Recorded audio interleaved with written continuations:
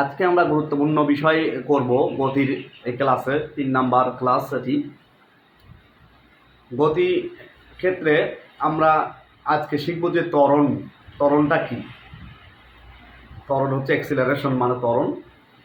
সাধারণত ত্বরণ হলো সময়ের সাথে কোনো বস্তুর বেগ বৃদ্ধির হার অথবা বেগের পরিবর্তন, যদি বলি খুব সহজ ভাষায়, বেগের পরিবর্তনের হারকেই ত্বরণ বলে। বেগের পরিবর্তনের হারকে ত্বরণ বলে। বেগের পরিবর্তন একটা নির্দিষ্ট সময়ে কোনো একটা বস্তু একটি নির্দিষ্ট বেগে পরিণত হবে। তার মানে আদি একটা অবস্থান, শুরুতে একটা বেগ থাকবে আর টি সময় পর একটা নির্দিষ্ট বেগ থাকবে। এই দুইটি বেগের যে পরিবর্তন হয় তাহলে কিন্তু তাকে ত্বরণ বলব। সুতরাং একটা খেয়াল রাখবে, যদি বেগের পরিবর্তন হয় অর্থাৎ সময়ের সাথে কোনো বস্তুর বেগের পরিবর্তনের হারকে ত্বরণ বলা হয়।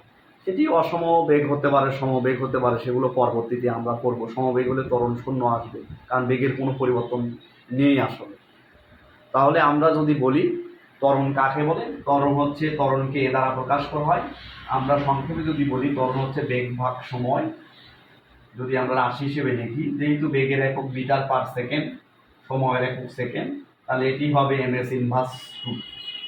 তার মানে ত্বরণের একক হবে ms inverse 2, ms to the power minus 2। মাত্রাও lt inverse 2 হবে, যেহেতু এটা lt ইনভার্স 1, lt ইনভার্স 1 এখানে t, তাহলে মাত্রার সমীকরণটা হবে lt ইনভার্স t। তাহলে সময়ের সাথে কোনো একটা বস্তুর আমরা বলছি যে বেগের পরিবর্তনের হারকে ত্বরণ বলে। এখন তাহলে ত্বরণ যদি আমি লিখি, আমরা যদি দেখাই বেগের পরিবর্তন ডিভাইডেড বাই কি, সময় ডিভাইডেড বাই সময়, তাহলে যে সময়ে বেগের পরিবর্তন হবে এটি শেষ বেগ থেকে আদি বেগ বিয়োগ করব v minus you by T. অর্থাৎ যেহেতু বেগের পরিবর্তন হচ্ছে, তাহলে এখানে একটা শুরুতে যে বেগ থাকে সেটাকে আদি বেগ বলা হয়। আদি বেগকে ইউ দ্বারা প্রকাশ করা হয়, আর টি সময় পর যদি বেগ ধরা হয় ভি, তাহলে এটিকে শেষ বেগ দিয়ে চিহ্নিত করা হয়। তাহলে শেষ বেগ বিয়োগ আদি বেগ ডিভাইডেড বাই টি, এটি আমাদের ত্বরণের রাশিমালা। তাহলে এ সমান কি, v minus u divided by t. এই সমীকরণ থেকে বেগ বনাম সময়ের সাথে সম্পর্কিত যে অঙ্কগুলো আমরা করতে পারবো। টি সময় পর কোনো একটা বস্তুর বেগ নির্ণয় করতে পারবো। টি সময় পর কোনো বস্তুর শেষ বেগ দেওয়া থাকলে ত্বরণ বের করতে পারবো। তাহলে বেগ এবং সময় লেখচিত্র থেকে আমরা যদি দেখাই কিভাবে কি বের করা যায় একটু দেখি। তার মানে দেখো, বেগ ডিভাইডেড বাই সময় আমরা যদি পাই, আর বেগটাকে যদি আমরা লম্ব বরাবর ধরি y অক্ষ বরাবর, আর সময়কে যদি আমরা x অক্ষ বরাবর ধরি, তাহলে একটি লেখচিত্র আমরা পাচ্ছি। কিভাবে? x অক্ষ বরাবর যেহেতু সময় ইন্ডিপেন্ডেন্ট রাশি, y অক্ষ বরাবর বেগ যেহেতু সময়ের উপর নির্ভরশীল, সেটি y অক্ষ বরাবর আমরা ধরব। এখন যদি এটি লেখচিত্র এইভাবে আঁকি, এর আগেও আমি দেখিয়েছিলাম, তাহলে সময়ের সাথে বেগ বৃদ্ধির হারটা এখানে সমান। তার মানে এইখানে একটা বস্তুর ত্বরণ পাওয়া যাবে। যে কোনো একটা ঢাল নিয়ে যদি করি আমি ঢাল, তাহলে ত্বরণ হবে শেষ বেগ বিয়োগ আদি বেগ ডিভাইড বাই কি, সময়। বেগের পরিবর্তন ডিভাইডেড বাই সময়। সুতরাং বেগ বনাম সময় লেখচিত্র থেকে আমরা কিন্তু ত্বরণ বের করতে পারবো।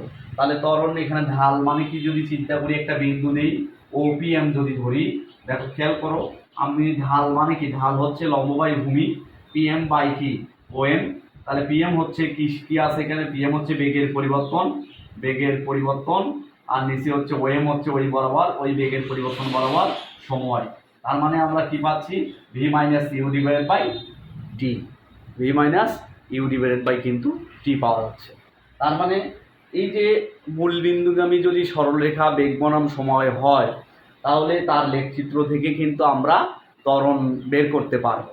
আশা করি শিক্ষার্থীরা তোমরা খুব গুরুত্বপূর্ণ সহকারে এই বিষয়টা মনে রাখবে, কারণ বেগ বনাম সময় থেকে অনেকগুলো ত্বরণই আসে সাধারণত।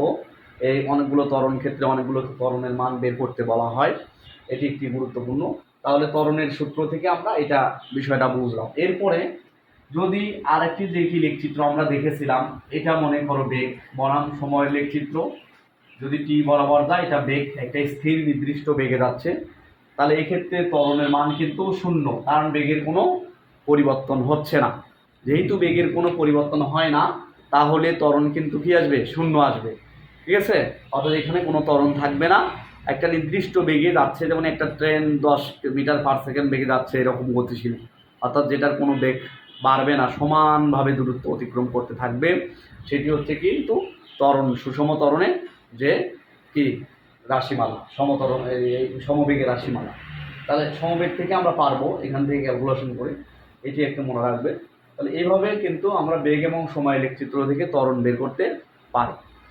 তাহলে এই যে আরেকটি বিষয় আমাদের খেয়াল করতে হবে, যদি কোনো একটা বস্তুর মান, বেগের মান কখনো বাড়ে, মনে করো যে পরিবর্তন হচ্ছে বিভিন্ন সময় বিভিন্ন ক্ষেত্রে, বা আরেকটা বিষয় হচ্ছে যে যদি একটা বস্তু অনেক স্পিডে যাচ্ছে, সেটা আস্তে আস্তে আস্তে আস্তে থেমে গেল, যদি একইভাবে কমতে কমতে সমানভাবে হ্রাস পায়, বেগটা সমানভাবে হ্রাস পায়, তখন কিন্তু এক সময় শেষ বেগ 0 আসবে। যদি কোনো একটা বস্তু যদি থেমে যায়, অর্থাৎ সমানভাবে বেগ কমাতে কমাতে এক সময় থেমে যাবে, তখন এটাকে শেষ বেগকে আমরা শূন্য করব। তার মানে এক্ষেত্রে ত্বরণের মানটা কিন্তু মাইনাস আসবে, অর্থাৎ ত্বরণটা কমতে থাকবে। সেজন্য এটাকে মন্দন বলা হয়। বেগ কমতে থাকবে, এই জন্য একে মন্দন বলা হয়। তার মানে মন্দন কখন বলবো? যখন বেগটা হ্রাস পেতে থাকবে, আদি বেগ সবচেয়ে বেশি হবে, শেষ বেগটা কমতে থাকবে।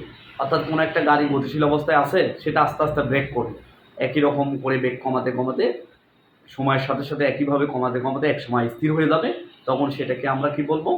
এই মন্দন বলবো। সুতরাং সময়ের সাথে কোনো একটি বস্তুর যদি বেগের পরিবর্তন কমতে থাকে, অর্থাৎ বেগ হ্রাস পেতে থাকে, তখন তাকে মন্দন বলা হয়। তাহলে মন্দনের ক্ষেত্রে ত্বরণটা কি আসবে? ঋণাত্মক আসবে, কারণ আমাদের যদি ভির মানটা 0 হয়, ইউটা মাইনাস, তাহলে সেই ক্ষেত্রে ঋণাত্মক আসবে। মন্দনের ক্ষেত্রে মানটা মাইনাস আসবে, অর্থাৎ ত্বরণটা ঋণাত্মক হবে। আশা করি তোমরা এই যে জিনিসটা বিষয়টি মনে রাখবে। যেহেতু বেগ যখন হ্রাস পাবে, তখন ত্বরণটা মাইনাস হবে, অর্থাৎ এটিকে স্থিতিশীল অবস্থায় চলে যাওয়ার বোঝায়।